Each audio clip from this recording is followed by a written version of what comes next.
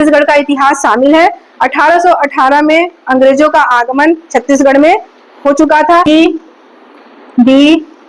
B D F इसका क्रम है भारत में या फिर शामिल छत्तीसगढ़ में विदेशियों के आगमन का क्रम। देखो, सोना खान की जमींदारी की बात हो रही है। सोना खान के जमींदार इनके पूर्वज रहे हैं।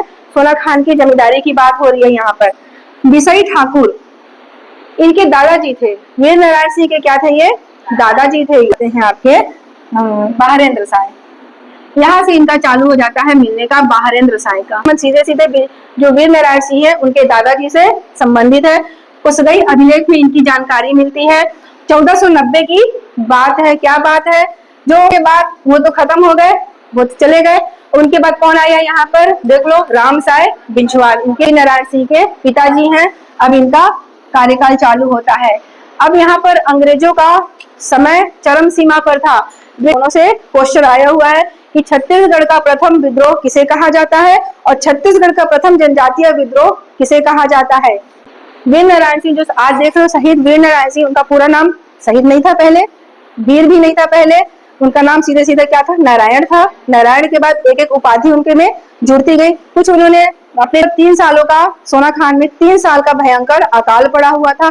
अकाल में जो यहाँ पर ये माखनलाल था, एक बनिया था, माखनलाल बनिया, कसडोल का व्यापारी, कसडोल क्षेत्र में रहता था, व्यापार करता था। कहाँ जा रहे थे ये जा रहे थे जगन्नाथपुरी में, यात्रा कर रहे थे। जगन्नाथपुरी में अपने परिवार सहित जा रहे थे, दर्शन के लिए यात्रा कर रहे थे। वहीं पर संबलपुर के रास्ते में इनको अरेस्ट किया गया।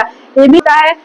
अब 1856 का समय था। 1857 की क्रांति चालू हो चुकी थी। यहाँ पर वीर नारायण सिंह के साथ जो जेल में और लोग भी कैदी थे, उन्होंने वीर नारायण सिंह को अपनी क्रांति का नेता घोषित कर दिया। अंदर जेल से भी चुनाव लड़ा जा सकता है, सुने हो तो। अंदर ही इन्होंने जेल के अंदर ही क्रांति का नेता घोषित कर दिया। बोला कि आप जाओ, क्रांति करो, हम सब आपके साथ हैं, आप हमारे नेता हो। तो यहाँ पर उन्होंने फरार करने पे वहां की जो दीवार थी जेल की, उसमें सेंध मारे और इनको बाहर निकाल दिया। सबके सहयोग से बाहर निकले।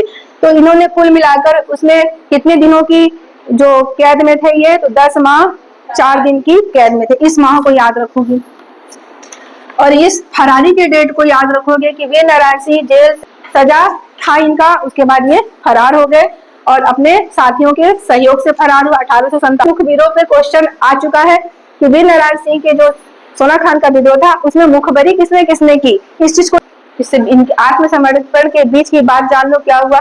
इतने लोगों की जब यहाँ पर मुखबरी की गई तो ये जो स्मिथ था और नेपियर था, दोनों तो थी।